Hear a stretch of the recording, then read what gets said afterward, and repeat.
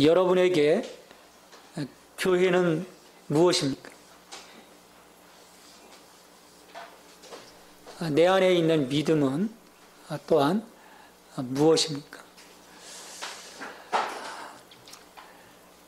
교회가 이 땅에 세워진 이래로 교회를 보면 어느 때는 예수님 말씀처럼 교회가 세상의 빛이 되기도 하고 소금이 되기도 했지만 교회로서의 역할을 감당하지 못했던 때도 상당 부분 있었습니다. 교회의 암흑 시기들이 쭉 이어져 왔었죠. 그런 역사를 볼 때 진정한 교회는 무엇인지, 과연 이 땅에 그런 나약하고 변질된 모습으로라도 교회가 존재해야 하는 것인지 우리가 생각을 해봅니다. 우리가 사도행전에 나타나고 있는 교회의 그 모형을 보잖아요. 성령 충만한 그 경험 이후에 나타나는 교회의 모습, 참 교회의 모형이에요. 날마다 모여 말씀 배우고 서로 교제하고 필요를 따라 나눠주고 떡을 떼고 기도에 힘쓰고 성령 충만하고. 하지만 얼마 가지 않아서 우리가 서신서들을 보면 여러 지역에서 이 선교의 결과 교회들이 생겨지면서 인간의 그 제약된 모습들이 교회 안에서 고스란히 나타나고 있는 것들을 우리는 서신서를 통해서 접하게 돼요. 혼란스러운 거예요. 은혜스러웠던 그런 교회들. 근데 어느 한편에서는 또 그 타락한 그 모습들이 우리에게 보여진단 말이죠. 모순이지 않습니까? 시대가 흐르면서 부패하는 교회들, 또 세상 권력과 결탁하여 자신의 그 부만을 챙기던 그런 교회들. 근데 그러면 교회가 힘을 잃고 소멸되어야 하는데 2000년이 넘는 이 시간 동안 교회는 그런 그 예상과는 달리 또 확장되고 또 우리 예수 생명교회라고는 한 교회가 또 이 자리에 탄생을 했습니다. 물론 오늘날에도 교회는 여전히 세상으로부터 존경의 대상이 아니에요. 물론 그 지역에서 정말 아름다운 교회들, 건강한 교회들, 인정받는 그런 교회들도 있지만 지금 메모드하게 커간 어떤 이 도시를 중심으로 한 그 교회들을 보면 야, 참 저 교회가 우리 동네에 있어서 너무 우리 행복하다. 그런 동네에 있으면 나와보라고 하십시오. 한 동네도 없습니다. 교회가 들어올라 치면, 교회가 건축을 할라 치면 아파트에 당장에 축, 환영, 교회 건축. 그게 아니에요. 교회 건축 반대. 땅값 떨어진다 이거예요. 또 개혁의 대상처럼 지금 취급을 받고 있습니다.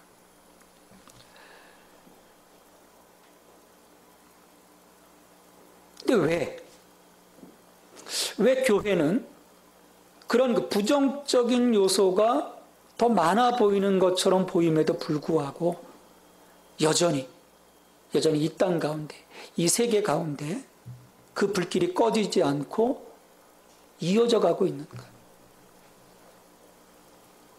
여러분 생각해 보신 적이 있습니까? 이건 왜지? 이건 뭘까? 이것은 교회의 근원이 타락한 사람에게 있지 않기 때문입니다. 어느 누군가의 한 사람에 의해서 세워진 한 이 땅에서의 기관이라면, 우리 국가가 그렇잖아요.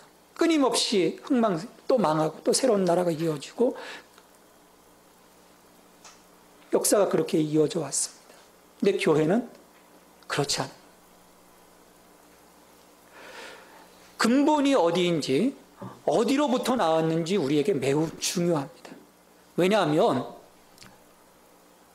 이것은 우리의 그 영적인 자존감과 직결되게 되어 있어요. 여러분 어떻습니까? 내가 크리스찬이라는 것이 여러분 혹시 자랑스럽습니까? 아니면 좀 이렇게 시크릿으로 좀 나의 그 보이지 않는 그 영역으로 그냥 감춰버리고 싶습니까? 예수님의 제자들이 자신의 그 믿음, 자신의 그 삶에 이제 앞으로 이끌어져 갈 그 여러 가지 어떤 그 힘이 위로부터 오는 것임을 깨닫지 못했을 때는 그들의 그 영적 자존감은 사실은 없었습니다. 마이너스였어요. 그래서 예수님과 너희들 알지 않니? 라고 물었을 때 어떻게 합니까? 당장에 무슨 소리냐고 부인하지 않습니까? 그래 다 도망가 버리죠. 근데 그들이 오순절 성령 강림을 통해서 그들의 그 기원이 하나님께로부터 온 것을 깨닫는 그 순간부터 그들의 모든 생활 양식, 그들의 그 믿음의 모습, 그들의 언어, 그들의 표정, 그들의 행동 하나하나가 다 달라지기 시작해요. 그래서 한순간 교회가 폭발합니다. 3,000명이 믿고 수천 명씩 믿는 역사들이 일어나게 되죠. 근데 또 그런 그 어려움 속에서 아나니아와 삽비라 부부의 위기를 예루살렘 교회가 또 넘기게 되고요. 만약 그 사람으로부터 시작된 교회라면 이러한 그 위기들 하나하나는 교회로 하여금 상처를 입게 하고 교회를 무너지게 만들게 되지만 위로부터 온 그 교회였기에 예루살렘 교회는 부흥을 이루어가게 됩니다. 사도들의 그 손에 어떤 표적과 기사들이 일어나고 또 많은 사람들이 예수님께로 그 병자들을 데려왔던 것처럼 그 귀신 들린 자들을 데려왔던 것처럼 이 사도들에게 데려와서 고침을 받는 치유의 역사가 예루살렘 교회 가운데서 이루어지게 됩니다.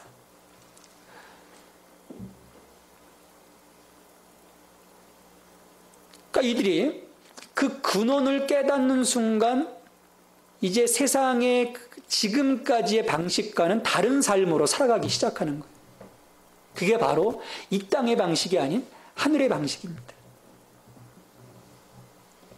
그래서 예수님을 믿는 그 믿음을 공유하는 사람들과 함께 가족으로 살아가게 되고 서로의 필요를 나눠주게 되고 나의 재산권을 이양해서 하나님께서 하나님 나라를 위해서 사용하실 수 있도록 모든 것을 다 드리고 또 함께 기도에 전념하는 새로운 공동체의 모습을 예루살렘 그 사람들에게 보여주게 돼요.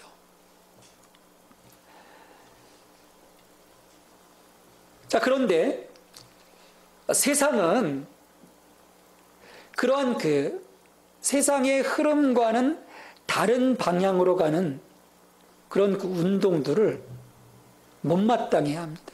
왜냐하면 자신들의 지켜야 할 것들을 깨뜨리는 그 힘이 그 속에 있기 때문이에요.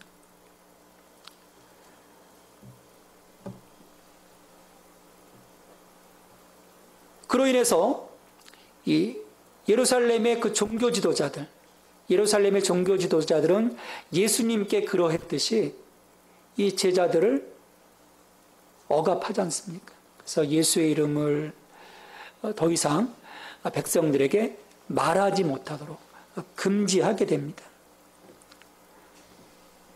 그럼에도 불구하고 끊임없이 전한단 말이에요.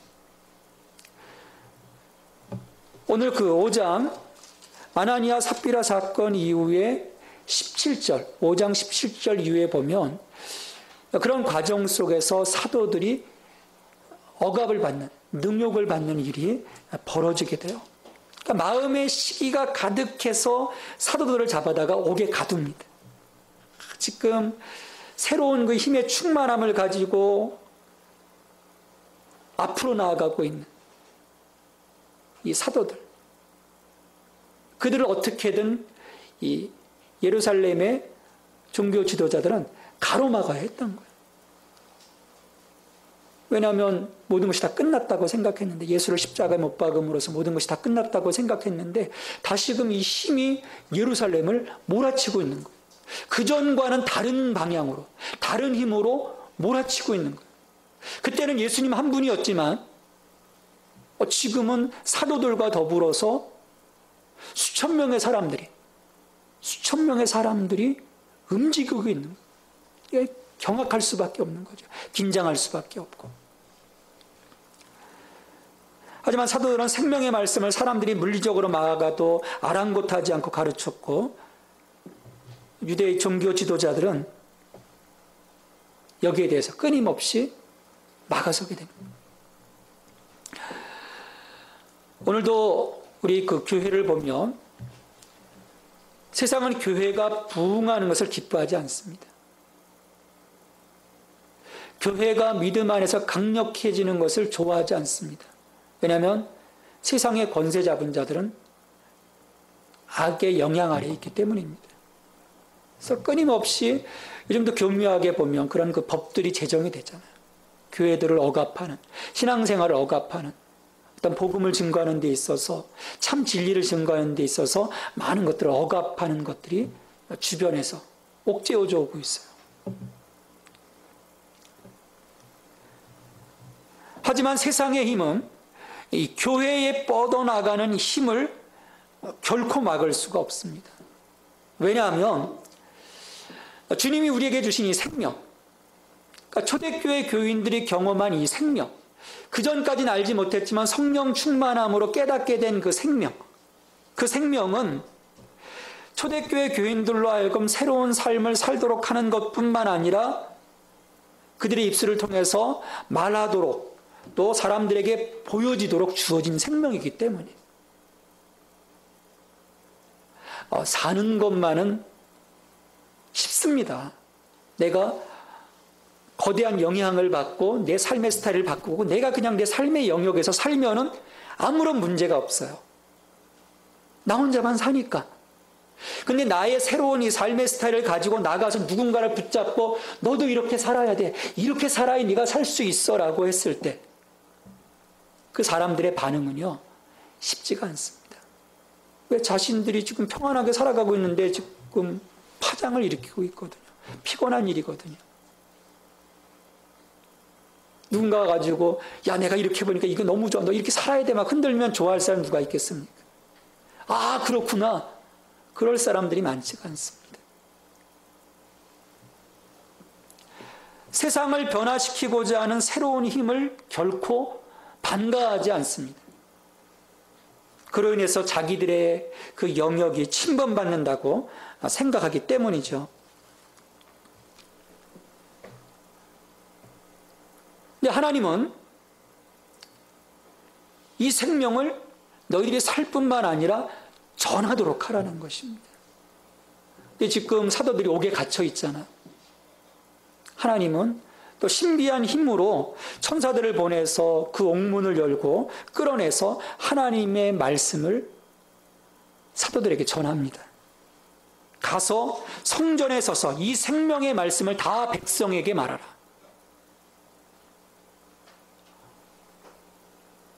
아니, 성전에 서서 지금 말씀 가르치다가 감옥에 갇혔는데 다시 하나님이 그 옥문을 열어주시면서 너희들이 체포되었던 그 자리, 그 성전에 가서 이 생명의 말씀을 백성들에게 다 전하라.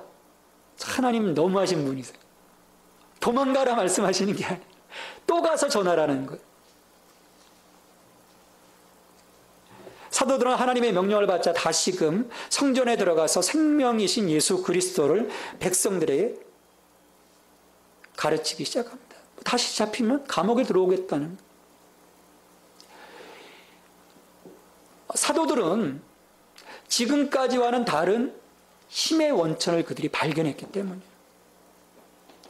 그 이전에 그들이었다면 결코 할 수 없었던 이 행동들. 하나님께로부터 끊임없이 유입되는 그 담대함의 그 에너지들을 그들이 공급받기 때문에 이 일들이 가능했던 것이죠. 그러니까 결코 불이익 앞에서 작아지지 않았습니다. 초대교회의 놀라운 모습이죠. 어떤 억압 앞에서도 교회가 작아지지 않았다는 거예요. 저는 사도들의 이 담대함을 보면서 왜 우리는 담대함으로 무장하고 나가지 못하는 걸까 생각을 해봅니다.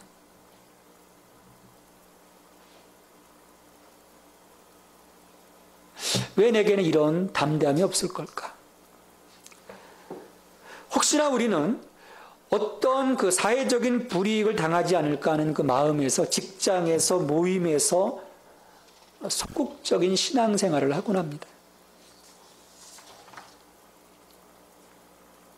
이렇게 교인들하고 상담을 해보면 이분이 그 속한 그 공동체에서 크리스찬이라고 하는 것을 아는 사람이 없는 경우들이 많습니다. 똑같은 세상 사람들과 구별됨 없이 그냥 그들과 어울려서 살아가는 사람들이 참 많은 거예요. 그러니까 우리에게서 어떤 그 생명의 힘도 드러나지 않아요. 오히려 세상의 공동체의 세속적인 영향에 침해를 받습니다. 그러면 어떤 일이 생기냐면 우리의 양심이 피해를 받기 시작합니다. 나도 크리스찬이기 때문에 하나님 말씀 듣잖아요. 어떻게 해야 되는 건지 알잖아요. 그런데 나의 실생활은 그렇지 못한 거예요. 그러면 그로 인한 그 영적인 괴리가 그것이 내게 깊어지면서 나를 죽이게 되는 거예요. 그러니까 나의 신앙이 내게 힘이 되는 것이 아니라 오히려 내게 독이 되는 경우들. 그래서 상처받고 시험에 들고 하는 경우들이 많습니다. 그래서 우리는 이 생명의 힘을 다시 소유해야 합니다. 사도들이 이 생명의 힘을 담지했던 것처럼 우리들의 삶 속에 이 생명을 채워 넣어야 해요. 그래야 우리를 택하신 하나님의 뜻이 이루어지고 거룩한 영향력이 흘러가는 통로가 될 수 있습니다. 내가 살아나고 나 때문에 내 옆에 있던 다른 사람들까지 살아나는 생명의 역사가 이루어지게 되는 거죠. 하나님이 우리를 여기에 왜 불러주셨겠습니까? 믿음 가운데로 왜 보내주셨겠어요? 너 혼자 그냥 잘 먹고 잘 살고 천당가. 하나님의 나라의 개념은 그것이 아닙니다. 하나님 나라 개념은 살리는 거예요. 가서 살리라는 것이죠. 그래서 생명을 주신 거예요. 죽음 가운데 있던 자를 다 살려라.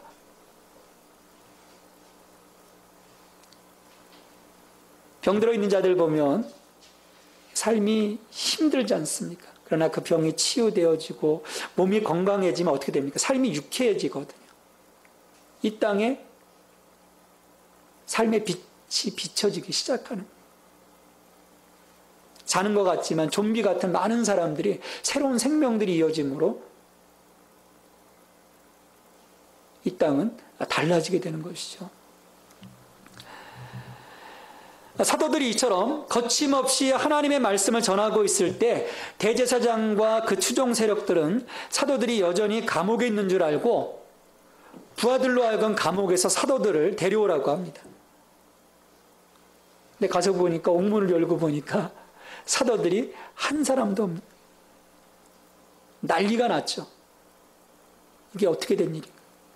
보고를 받은 대제사장과 그 성전 그 당국자들은 지금 황망한 거예요. 이게 도대체 뭘까? 이렇게 걱정하던 차에 사도들이 도망가지 않고 성전에서 백성들에게 하나님 말씀을 가르치고 있다는 소식이 들려옵니다.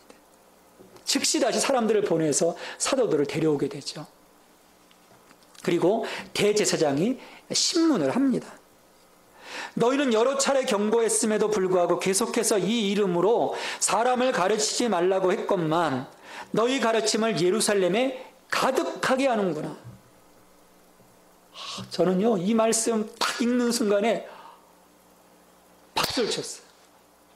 예루살렘에 가득하게 하는구나, 이 이름을. 이 대제사장의 질문에 질문에서 우리는 지금 오순절 성령 강림 사건 이후 예루살렘에 어느 정도의 일이 벌어지고 있는지 가늠해 볼 수 있는, 이 말 한마디에서 대단한 일이 지금 예루살렘에서 벌어지고 있는 거예요. 그 일은 대제사장이면 최고의 권위자입니다. 최고의 권위자가 지금 이루어지고 있는 일들을 인정하고 있다는 거예요. 야, 니들 별 볼 일 없으면서 왜 자꾸 그러냐? 그런 게 아닌 거예요. 도대체 너희들 그렇게 금했음에도 불구하고 왜 그 이름을 이 예루살렘에 가득 차게 하느냐? 도배질을 했다는 거예요. 온통 다 도배질. 놀라운 일 아닙니까?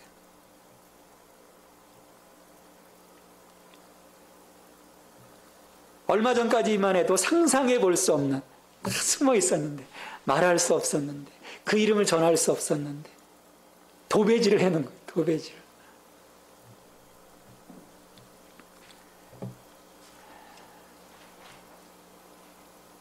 여기에 대해서 사도들이, 특별히 이 베드로의 대답은 이 지도자들을 화나게 만듭니다. 우리는 이 일의 증인이요 하나님이 자기에게 순종하는 사람들에게 주신 성령도 그러하니라.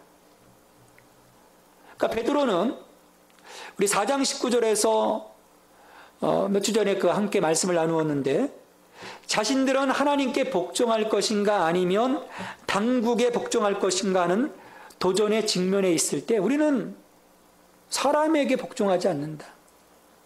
하나님에게 복종한다. 복종한다. 그래서 담대히 얘기했던 것처럼 대제사장의 또 다른 이 신문 속에서도 자신의 그와 같은 주장을 이야기합니다. 그리고 오히려 그들에게 회개를 촉구해요. 너희들 회개하라. 너희들이 예수를 십자가에 못 박아 죽이지 아니하느냐. 너희들이 회개하라. 성령께서 도와주실 거다. 예수께서 너희들의 회개를 받아주실 거다. 미치는 거죠. 그 자리에서 아마 잡아 죽이고 싶을 정도의 분기탱천함으로 사도들을 죽여버리려고 합니다.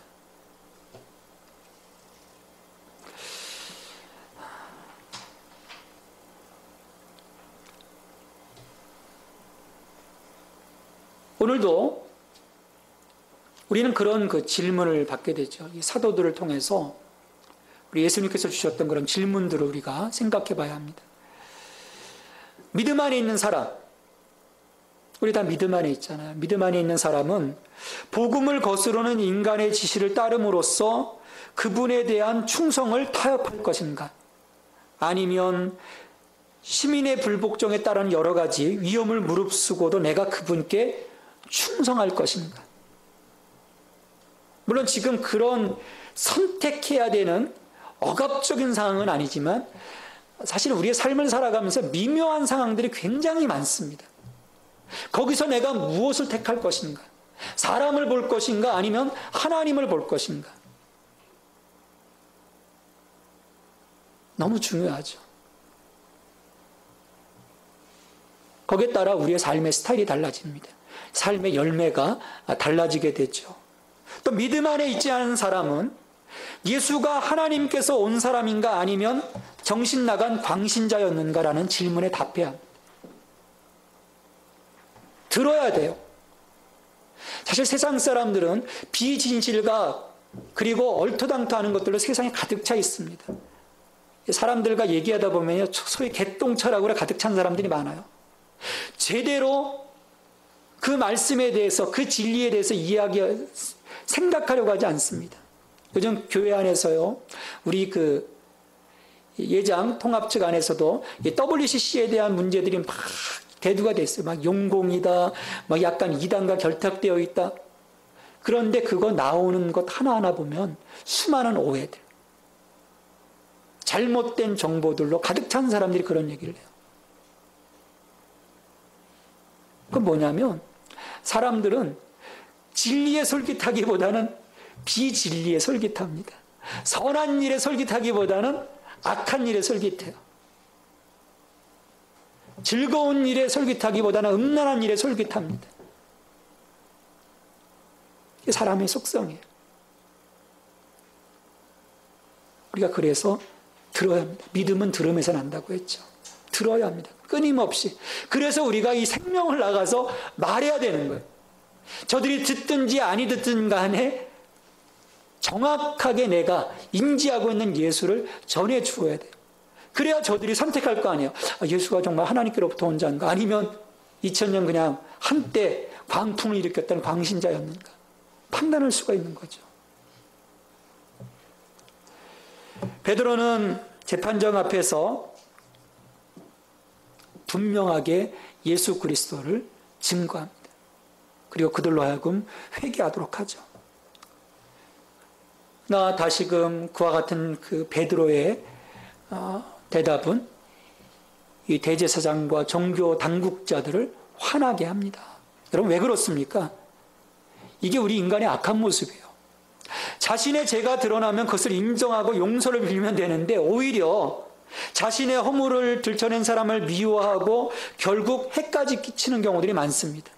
그래서 우리가 살인사건들 같은 경우에 보면 어떤 자신의 그 치부가 드러나게 될 때 그 치부를 들춰내는 사람을 죽이는 경우들이 있어요. 왜? 자기의 것을 감추고 싶기 때문이죠. 그게 싫은 거예요. 반면에 하나님께 붙잡힌 바 된 사람은 그 즉시 하나님 앞에서 무릎 꿇고 회개합니다. 대표적인 사람이 누굽니까? 강직한 신하 우리아의 아내 탐하다가 그것을 빼앗기 위해서 신하를 죽인 다윗. 나단 선지자가 가서 당신이라고 했을 때 그 즉시 무릎 꿇습니다. 만약 그가 하나님께 붙잡힌 바 된 사람이 아니라면 어떻게 하겠어요? 지금 왕실에서 와서 왕을 앞에서 삿대질하는데 야, 쟤 쳐라. 시대장한테 쳐라. 그럼 그 즉시 죽는 거예요. 자기 치부는 그냥 감춰지는 거죠. 근데 침상에서 눈물로 회개합니다. 그게 하나님께 붙잡힌 바 된 사람. 근데 세상 사람들은요, 자기 욕심 속에, 자기 탐욕 속에 살아가는 사람들은요, 결코 자기의 허물을 인정하지 않습니다.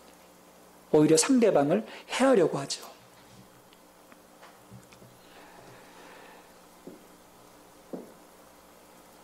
자, 베드로의 말을 듣고 이처럼 막 그 분위기가 험악해졌을 때 그 당시 위대한 랍비 중 한 사람이었던 가말리엘이 조용히 일어섰습니다. 이게 이제 오늘 본문의 말씀이에요. 그는 소란스러움을 정리하고자 사도들을 내보냅니다. 왜 내보내야 되잖아요. 저 사람들이 있으면 막 지금 막 사람들이 분위기가 점점 험악해지니까 저놈 죽여라, 살려라, 설왕설래 하잖아요. 내보냅니다.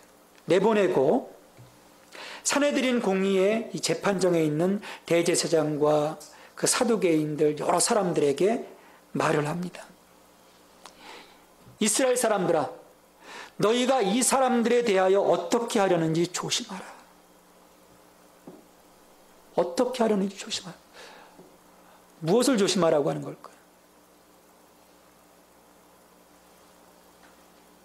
기득권 세력이에요. 가말리엘도. 근데 그 당시 유대인들로부터 가장 존경을 받는 랍비 가운데 한 사람입니다. 그리고 사도 바울의 스승이기도 하죠.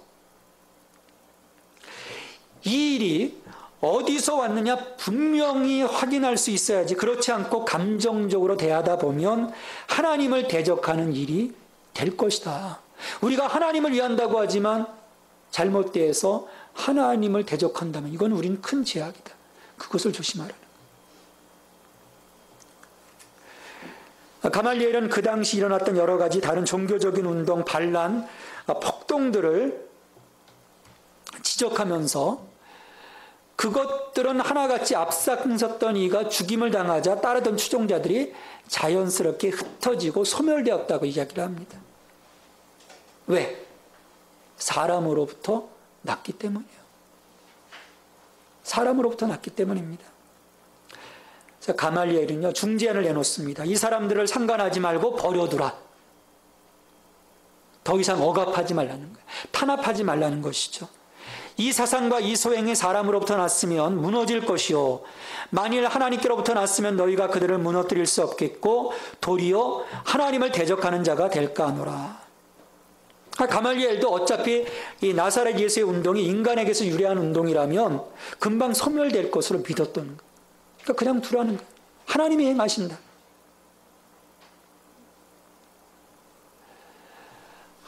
저는 여기에서 우리의 삶의 한 그 방법을 보게 돼요.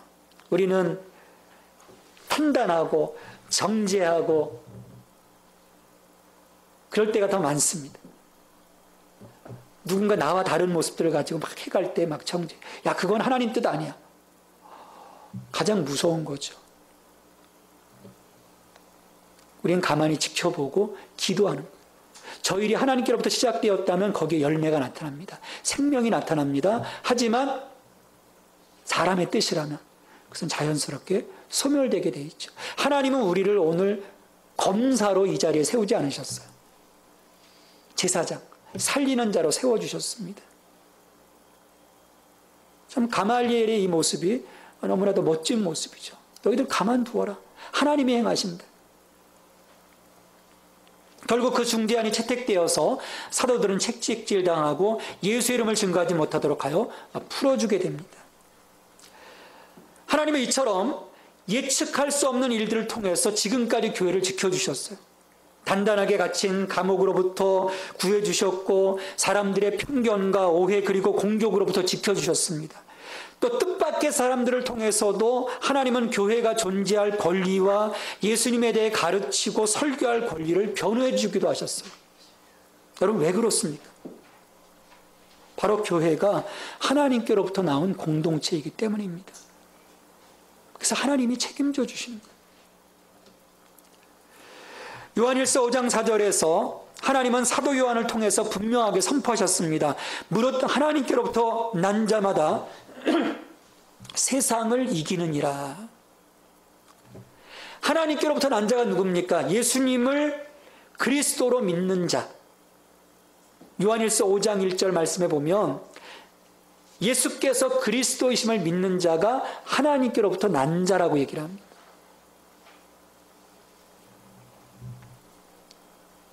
그러니까 오늘 우리가 예수 그리스도를 믿기 때문에 세상은 우리를 이길 수가 없어요.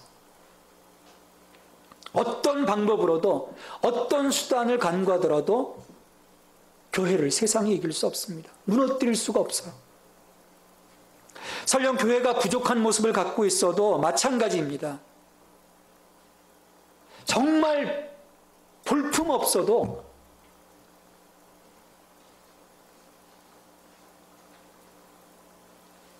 하나님이 세우신 기관이기 때문이에요.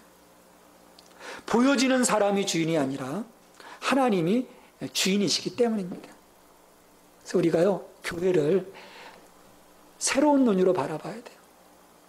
교회가 요즘 왜 이 모양이지? 그건 우리의 모습이 약하기 때문이에요. 그러나 그 뒤에 하나님이 계십니다. 하나님이 결국 지켜주고 계세요. 그러기에 오늘 복음이신 생명의 주 예수 그리스도 안에서 살아가는 우리가 할 일은 단순해집니다. 생명의 말씀이신 그리스도 안에서 주변 환경 상관없이 교회가 어떻게 됐든 사람들 다른 성도들이 어땠든 간에 내가 그리스도 안에서 신실하게 살아가는 일이에요. 또 세속의 힘과 충돌할 때 인간의 권위가 아니라 하나님의 권위에 복종하는 일입니다. 이로 인해 우리는 불편함을 겪을 수도 있고 손해도 볼 수 있어요. 조롱과 비웃음을 당할 수도 있고 심지어 큰 고통도 겪을 수 있습니다. 지금 바이어하고 뭔가 계약권을 해야 되는데 가서 잘 서비스해야 되는데 내 신앙으로서는 그것을 할 수 없을 때 그 계약권이 깨질 수도 있잖아요. 근데 또 아주 신기한 것은요, 하나님이 다른 방법으로 또 그 일들이 이루어지도록 해주시더라고요. 근데 오히려 그걸 어떻게든 잡으려고 나의 것들을 포기하는 순간에 오히려 하나님은 그걸 잘라버리십니다. 참 하나님이요, 신묘막측하신 분이세요.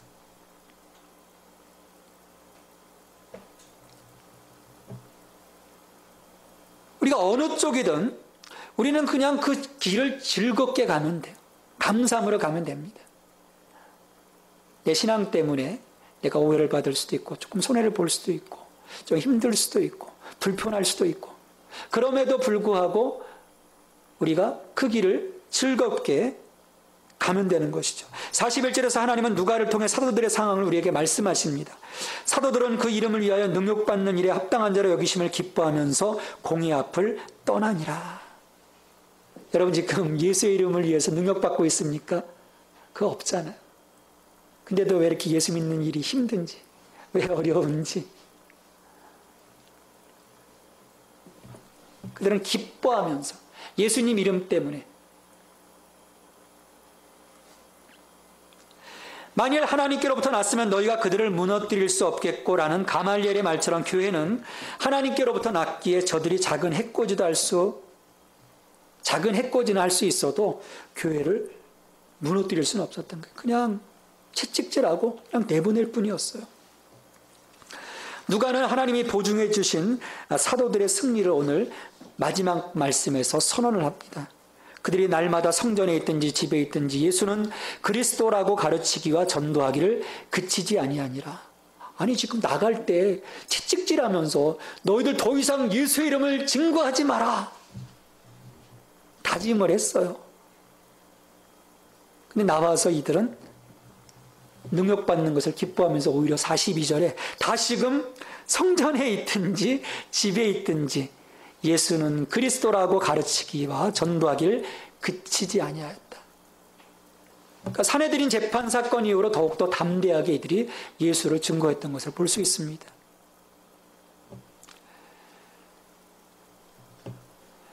하나님께로부터 난 성령 충만한 공동체는 세상의 힘과 부딪힐 수밖에 없습니다. 그건 당연한 거예요. 늘 부딪히게 돼 있어요. 왜냐하면 하늘의 질서와 이 말씀의 질서와 세속의 질서는 상반된 힘의 충돌이기 때문입니다.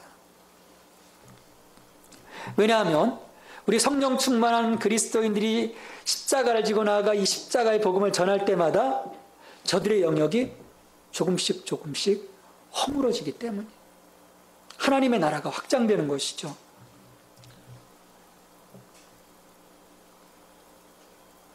이러한 그 힘의 확장, 여기에 유대교 그 종교 지도자들 이들의 그 모습은 무너질 수밖에 없었던 거예요. 그러니까 예루살렘 그 온통에 예수의 이름이 가득 차게 된 것이죠. 이것은 그리스도인들이 이미 예수 그리스도가 성취해 놓으신 승리를 확증하는 싸움에 참여하고 있기 때문에 가능한 일입니다. 이미 예수님께서 십자가에서 다 이기셨어요. 다 이기셨습니다. 우리 나가서 그 승리를 확인하기만 하면 되는 거예요. 아무리 감옥에 가두어도 감옥문을 열어주는 천사가 있다면 이 세상의 부당한 공권력은 아무 소용이 없는 셈입니다.